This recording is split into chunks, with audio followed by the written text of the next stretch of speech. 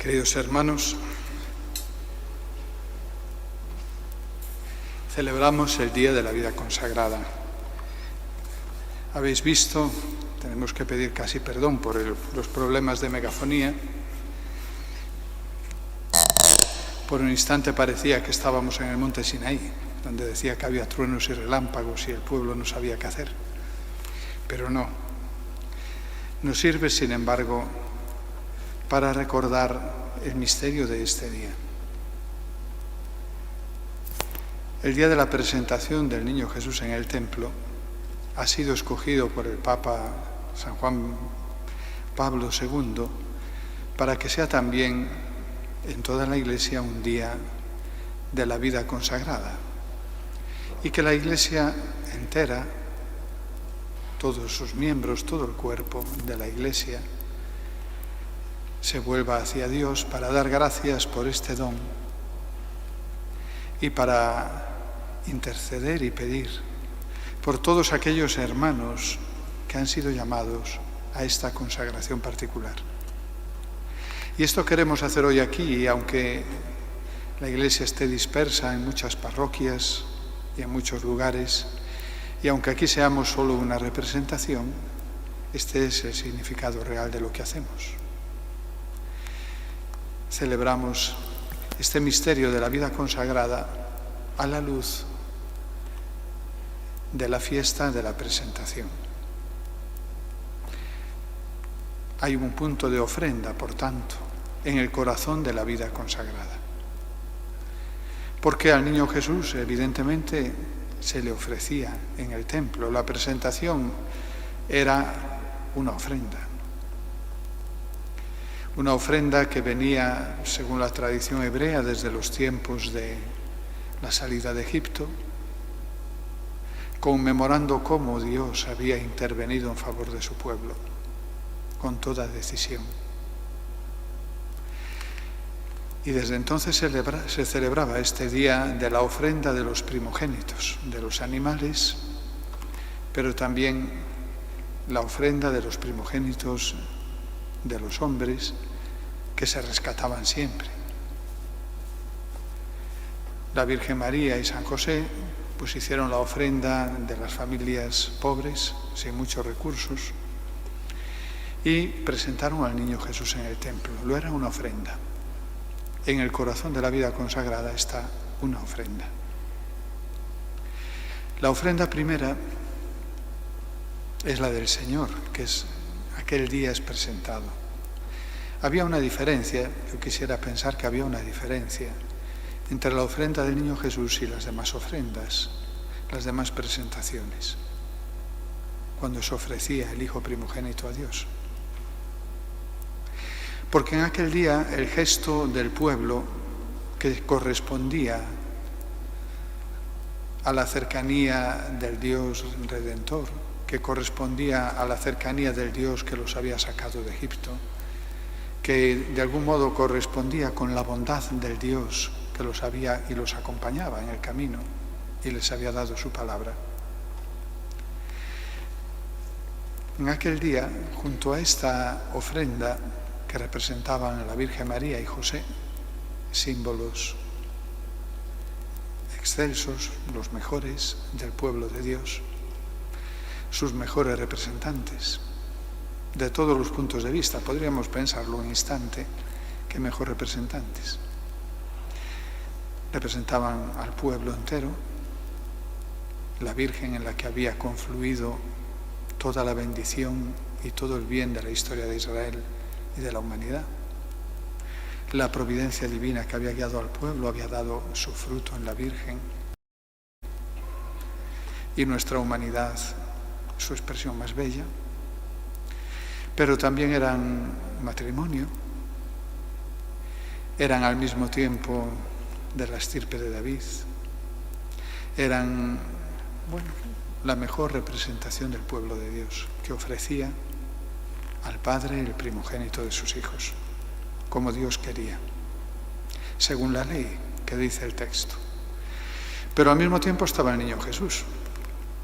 En la liturgia del día de hoy se dice muchas veces Que claro, entró el niño Jesús en el templo y la gloria del Señor llenó el templo. ¿Cuándo había estado Dios tan dentro del templo de Jerusalén? Como el día en que el niño Jesús fue introducido en brazos de su madre, la Virgen María, él que era el Hijo de Dios verdaderamente.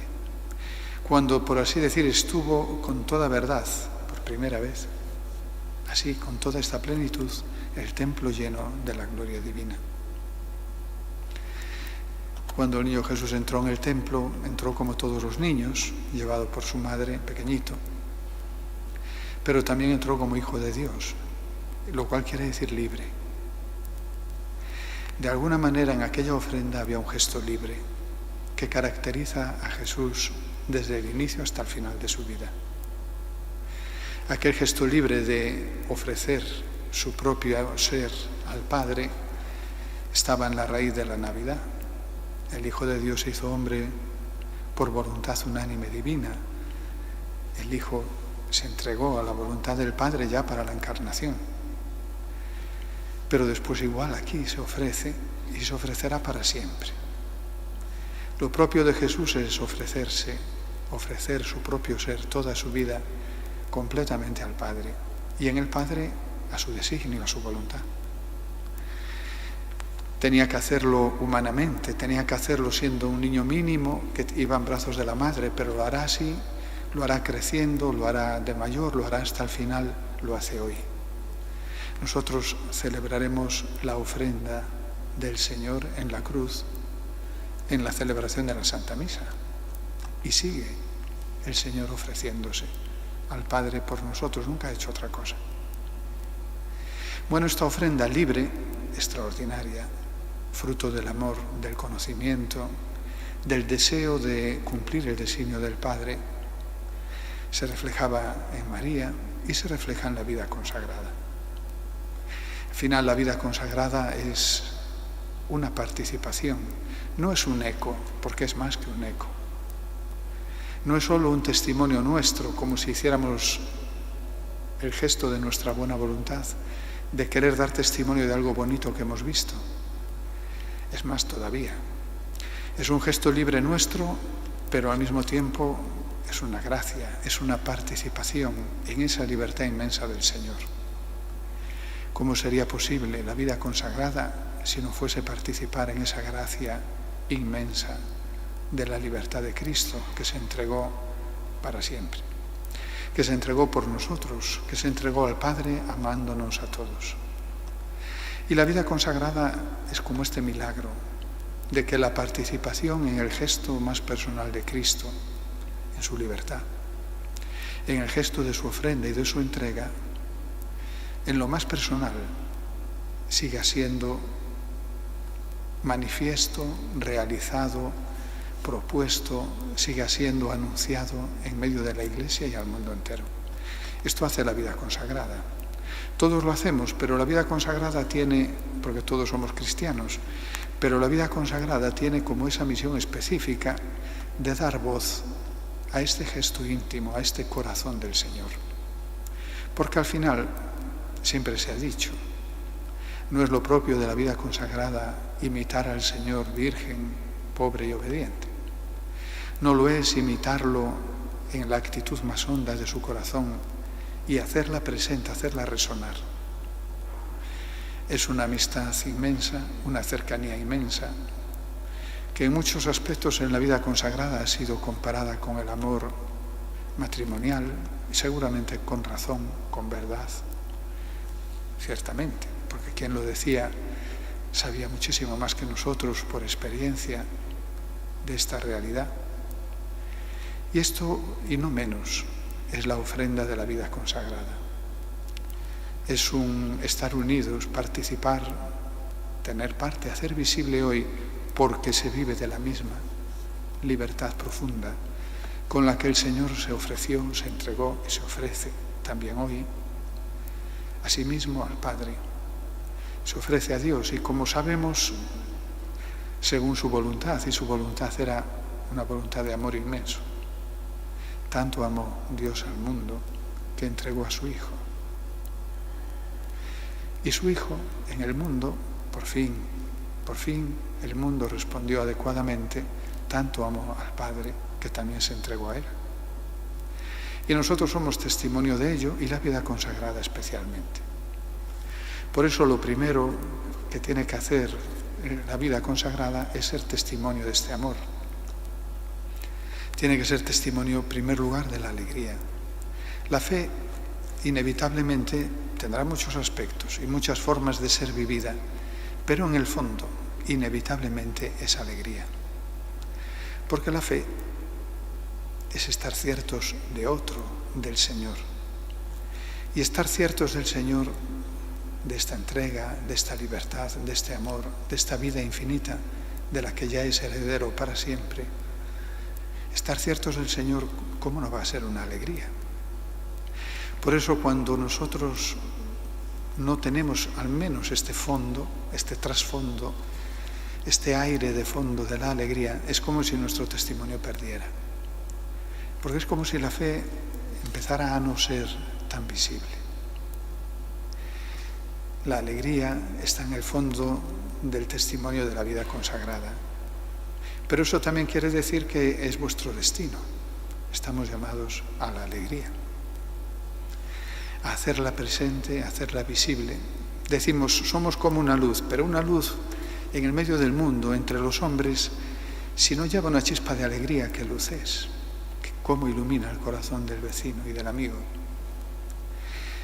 Es alegría y es amor, es ofrenda, pero una ofrenda que es amor, que es conocimiento de aquel que te ha amado primero, del Padre, del Señor, que es conocimiento de su don tan grande porque te ha hecho partícipe de su corazón, de su intimidad, de lo más característico de su persona, con una confianza muy grande.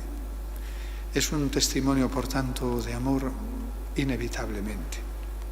Luego esto tiene muchas maneras de realizarse porque es muy múltiple, tanto la vida del hombre y todos sus aspectos, y todos merecen cuidado, como es también inmensa en facetas y en delicadezas la caridad de Dios. Y de muchas maneras se puede testimoniar. Por eso hay tantísimas órdenes, instituciones y formas de vida consagrada, y siempre habrá muchas, porque ni con todas agotaremos las riquezas del Señor. Pero está bien que haya muchas, deberíamos de alegrarnos por cada una. Y en sus obras y en su acción, todas testimonian este mismo amor que caracteriza la palabra que a todos nos une, consagradas. Consagradas. Consagradas quiere decir también hechas ofrenda, ofrecidas, consagradas a Dios en el medio de su pueblo, en el medio del mundo, para ser luz del mundo.